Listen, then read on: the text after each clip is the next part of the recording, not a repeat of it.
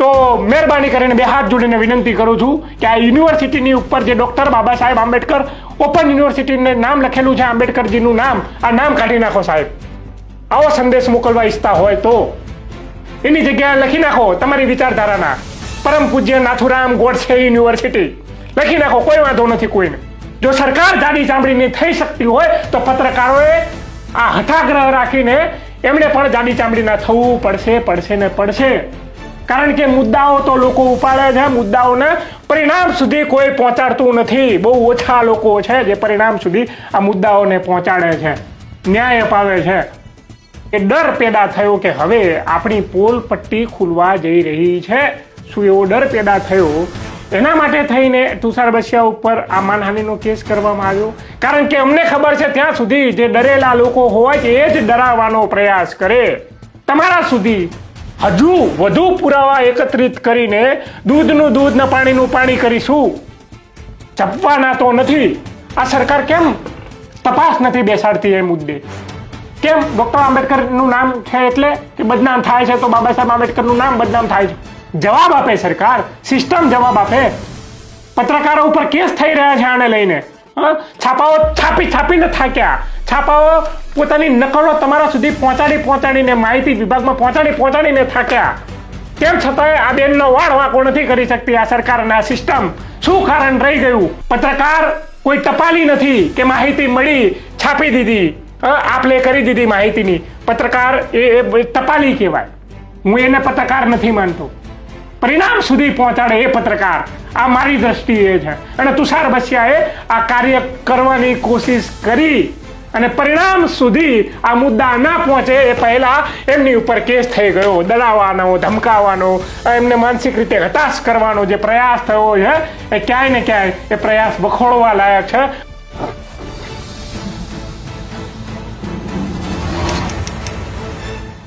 સાથીઓ, તમે ઘણા અસંતુષ્ટ લોકો પાસેથી આ વાત સાંભળી હશે કે ગુજરાતમાં ઘણી સમસ્યા છે, ઘણા મુદ્દાઓ છે, ઘણી માંગો છે, એ ક્યારેય સંતોષાતી નથી.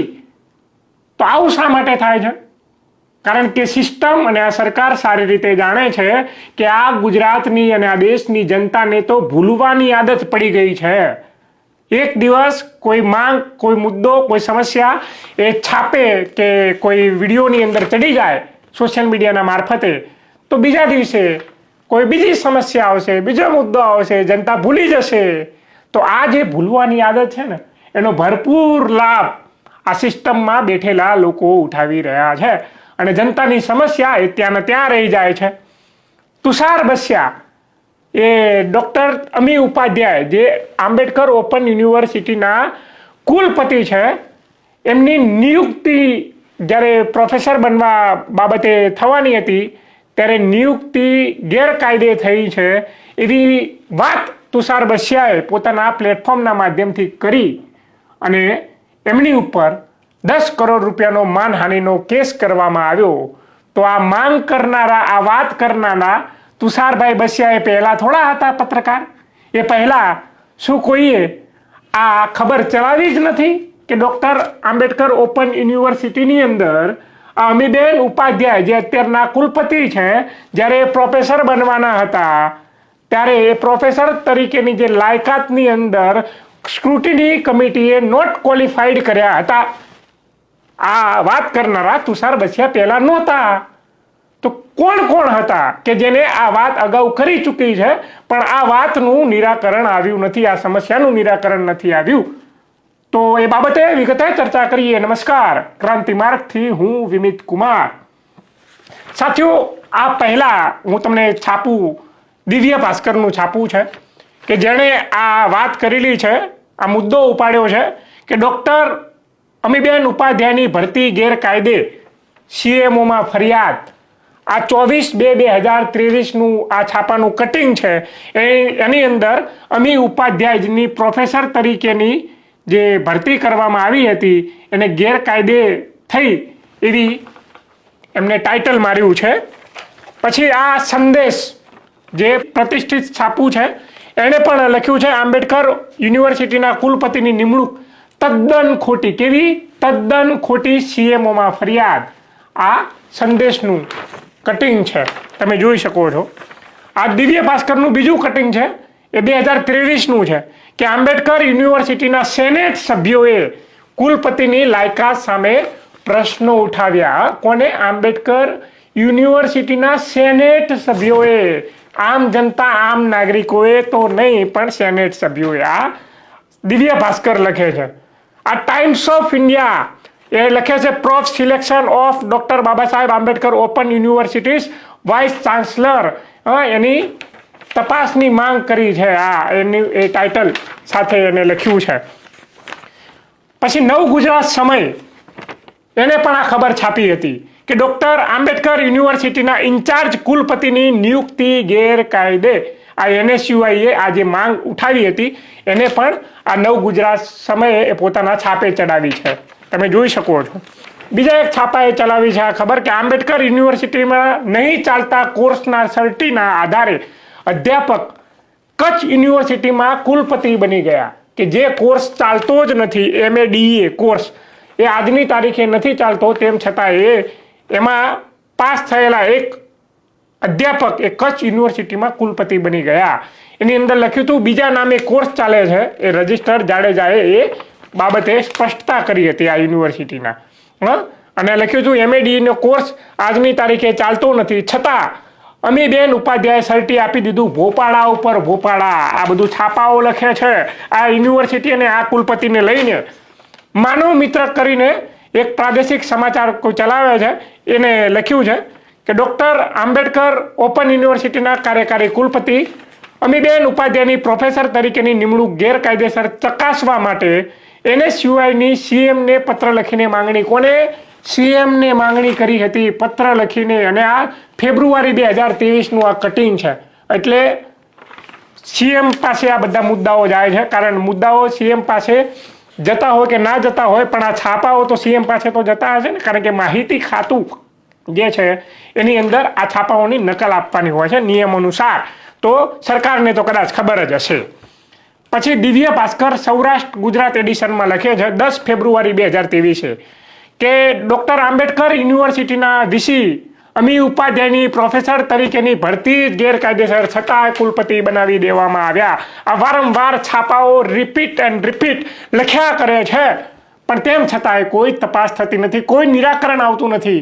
કેમ? કારણ કે લોકોને શું પડી છે? ભૂલવાની આદત પડી છે. કેવી? ભૂલવાની આદત. પણ તમને ભૂલવા તો નહીં દઈએ. હવે અમી ઉપાધ્યાય પ્રોફેસર જ નથી, છતાં કુલપતિ તરીકે નિમણૂક થઈ. આ બધું છાપાઓ લખે છે. કટિંગ, આ એના કટિંગ છે. દિવ્ય ભાસ્કરનું પાછું બીજું એક કટિંગ છે 7 માર્ચ 2023. ઉઠા ભણાવવા હવે ભારે પડશે. ડોક્ટર આંબેડકર યુનિવર્સિટીના રજિસ્ટ્રાર પાસે ગુજરાત પંચાયત મંડળે 12 મુદ્દે ખુલાસો માંગ્યો છે. એટલે યુનિવર્સિટીને લઈને જે આરોપો લાગતા હતા એને લઈને આ બધી જ વાત આ બધા છાપાઓ કરી ચૂક્યા છે. અને ખાસ કરીને SIની ભરતી માટે અરજી થઈને બહાર આવ્યું કૌભાંડ. આ કોનું કૌભાંડની વાત કરે છે? ડોક્ટર આંબેડકર યુનિવર્સિટીમાંથી 7500 વિદ્યાર્થી સેનેટરી ઇન્સ્પેક્ટર બન્યા અને પછી ખબર પડી કે આ કોર્સ તો ગેરકાયદે ચલાવવામાં આવતો હતો. આ કોણ લખે છે? દિવ્ય ભાસ્કરના ઉપર શું લખ્યું છે? સાચી વાત બે ધડક. કેવી? સાચી વાત બે ધડક. આ દિવ્ય ભાસ્કર લખે છે. સાચી વાત બે ધડક કરે છે આ બધા છાપાઓ. અને આ બધા જ છાપાઓ એ બિરદાવવા લાયક છે. પણ તેમ છતાંય આ યુનિવર્સિટીની અંદર જે કુલપતિ બેઠા છે અમીબેન ઉપાધ્યાય, એમની ઉપર કોઈ પણ પ્રકારની કાર્યવાહી કરવામાં નથી આવતી, કોઈ તપાસ બેસાડવામાં નથી આવતી આ સરકાર દ્વારા. સાચો તમે જોયું કે આ બધા છાપાઓએ આ માંગ ઉઠાવી છે, પણ તુષાર બસિયા ઉપર જ એ માનહાનિનો કેસ કરવામાં આવ્યો, બીજા કોઈ છાપા ઉપર કરવામાં ના આવ્યો. જે અગાઉ બધા અમે બતાવ્યા બધા છાપાએ આ ખબર છાપી હતી. તુષાર બસિયાએ એવું નવું તો શું કર્યું હતું? તુષાર બસિયાએ એ લોકોની જે ભૂલવાની આદત હતી એને ફરી વાગોડી અને આ જે સમસ્યા મુદ્દો જે છે એ લોકો વચ્ચે પહોંચાડ્યો ને એવી રીતે પહોંચાડ્યો, એવા અંદાજમાં પહોંચાડ્યો કે આ યુનિવર્સિટીની અંદર જે કંઈ પણ ચાલતું હતું અને એ ડર પેદા થયો કે હવે આપણી પોલ પટ્ટી ખુલવા જઈ રહી છે. શું એવો ડર પેદા થયો એના માટે થઈને તુષાર બસિયા ઉપર આ માનહાનિનો કેસ કરવામાં આવ્યો. કારણ કે અમને ખબર છે ત્યાં સુધી જે ડરેલા લોકો હોય છે એ જ ડરાવવાનો પ્રયાસ કરે. અને આ બધા છાપાઓએ ઉપર જે માનહાનિનો કેસ ના થયો તો એનું શું કારણ? તુષાર બસિયા ઉપર જ થયો. એનું મહત્વપૂર્ણ કારણ એ છે કે તુષાર બસિયા એને સેટિંગ ના કર્યું, એમ મેનેજ ના કર્યું. આ બધા છાપાઓએ મેનેજ કર્યું હું નથી કહેતો. આ બધા જ પ્રતિષ્ઠિત છાપાઓ જે છે એણે બેબાકીથી એ મુદ્દો ઉઠાવ્યો છે અને વારંવાર કહું છું કે આ છાપાઓ બિરદાવવા લાયક છે.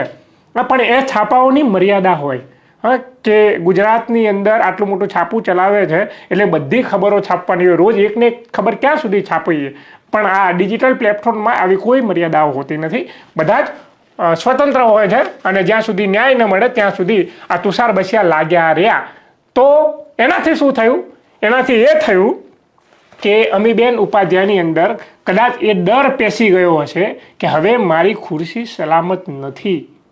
અમી ઉપાધ્યાય એટલા જ દૂધે ધોયેલા હોય, એમની પ્રોફેસર તરીકેની લાયકાત એ યોગ્ય રીતે થઈ હોય તો સ્ક્રુટિની કમિટીનો જે રિપોર્ટ હતો એ મીડિયા સમક્ષ આવીને રજૂઆત કરે ને કે જો આ અમારી સ્ક્રુટિની કમિટીનો રિપોર્ટ, એની અંદર હું લાયકાત ધરાવું છું, એની અંદર નોટ ક્વોલિફાઈડ નથી લખ્યું, આઈ એમ ક્વોલિફાઈડ, આઈ એમ એલિજિબલ, એવું વાત રજૂ કરી શકતા હતા મીડિયાના માધ્યમથી. કારણ કે એમને લાગ્યું કે અમારી બદનામી થઈ છે, મીડિયાના માધ્યમથી થઈ છે, તુષાર બસિયાએ કરી છે, અમારી માનહાનિ કરી છે, તો મીડિયાના માધ્યમથી તમે પુરાવા આપી શકતા હતા. પણ તમે ગયા કોર્ટે જવાનો તમારો અધિકાર છે, તમે ગયા, અમને વાંધો નથી, ના તુષાર બસિયાને પણ વાંધો હોવો જોઈએ. પણ તમને એવું લાગ્યું કે મીડિયા મારફતે આ બધું થયું છે, તો મીડિયા મારફતે તમારે પણ ખુલાસાઓ આપવા જોતા હતા. તમને યાદ ના હોય તો જણાવી દઉં કે આ દેશના વડાપ્રધાન જે RSSમાંથી આવે છે, નરેન્દ્રભાઈ દામોદરદાસ મોદી, એમની ડિગ્રી ઉપર પણ આ પહેલા અનેક સવાલો ઉઠી ચૂક્યા હતા કે મોદીજી ઓછું ભણેલા છે. આ બધા વિપક્ષીઓ લોકો આ બધા સવાલો બહુ ઉઠાવે છે કે મોદીજી ઓછું ભણેલા છે, કાં તો એમની ડિગ્રી ખોટી છે, કાં તો ડિગ્રી નથી, અભણ છે.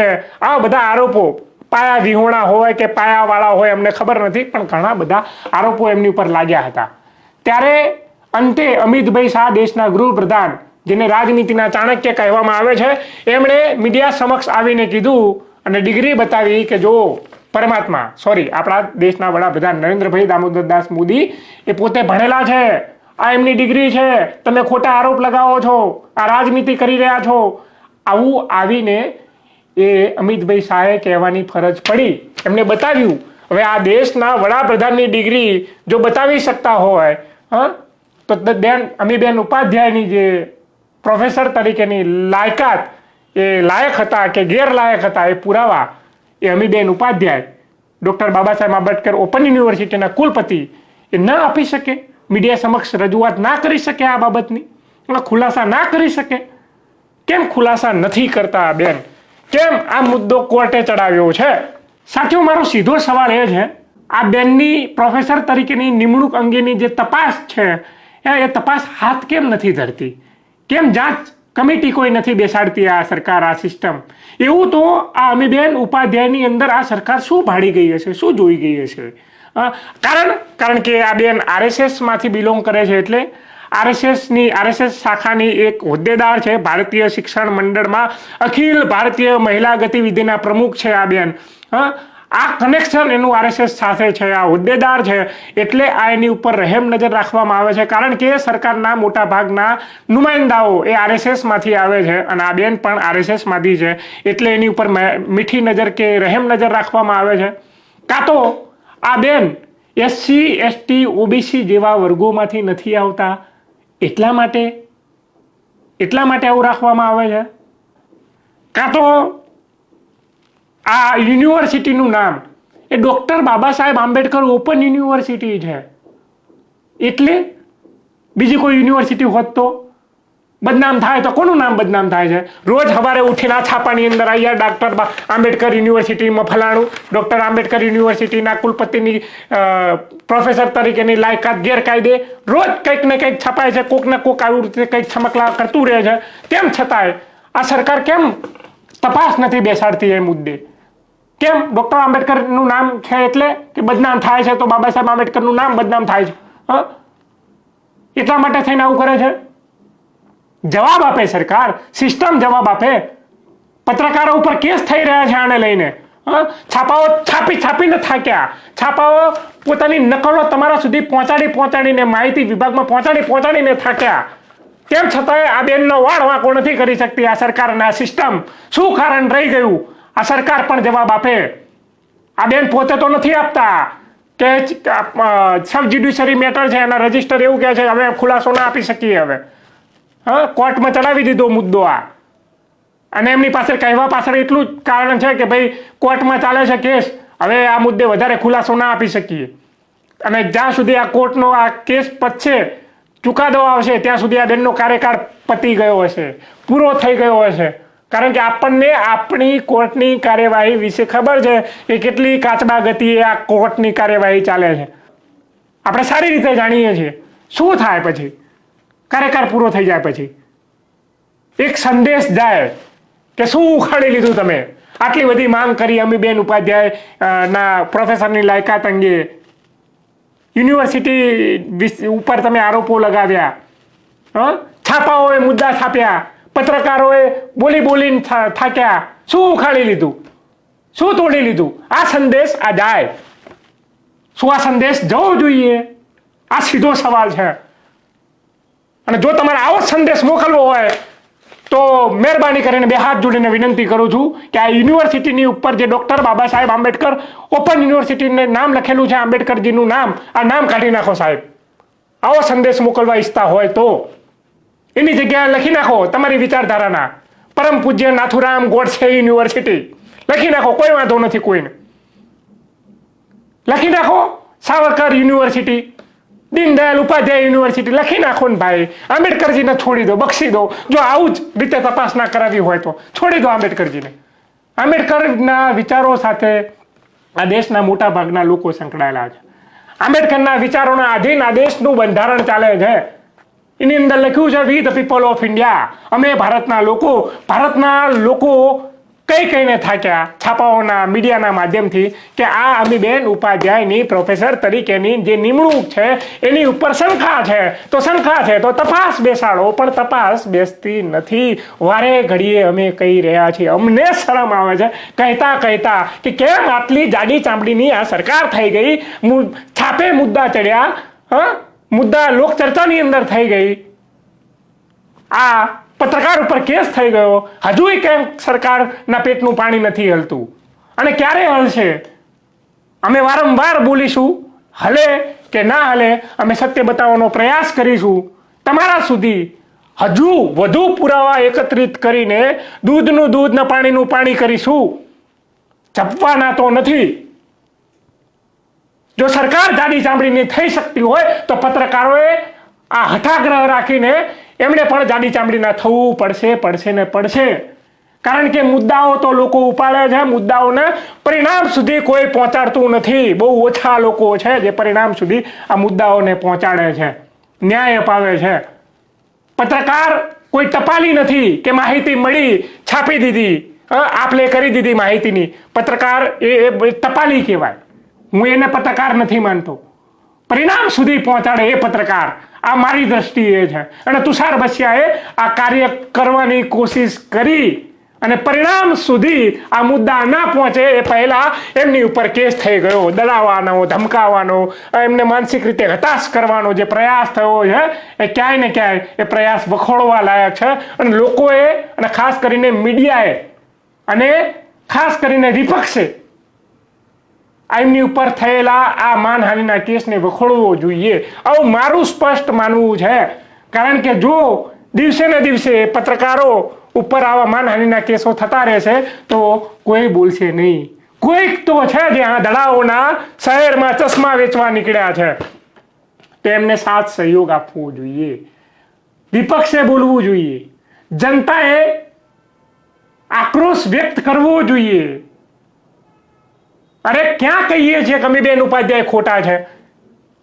સાચા હોય કે ખોટા હોય તપાસ કરો, દૂધનું દૂધ પાણીનું પાણી કરો, પૂરું થાય. ખોટા હોય તો એમને કુલપતિ તરીકેની ફરજ છે એમાંથી મુક્ત કરો. ખોટા હોય અમીબેન ઉપાધ્યાય ખોટા હોય, એમની પ્રોફેસર તરીકેની જે લાયકાત છે એ ગેરલાયક હોય તો ભાઈ અત્યાર સુધી એમવીએને ઉપાધ્યાય જે યુનિવર્સિટીના પ્રોફેસર તરીકે કે કુલપતિ તરીકે જે પગાર લીધો એ પગારનું શું કરવાનું?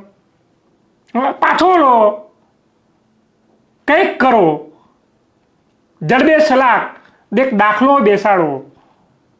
કોની ભૂલ રહી ગઈ, ક્યાં કમી રહી ગઈ, કોના કહેવાથી આવું થયું? આ બધું ક્યારે થાય? તપાસ થાય ત્યારે. પણ જ્યાં સુધી તપાસ નહીં થાય ત્યાં સુધી અમે લાગ્યા રહીશું, એ તમને વિશ્વાસ અપાવીએ છીએ. તમે જોતા રહેજો ક્રાંતિ માર્ગ. ઇન્કલાબ જિંદાબાદ.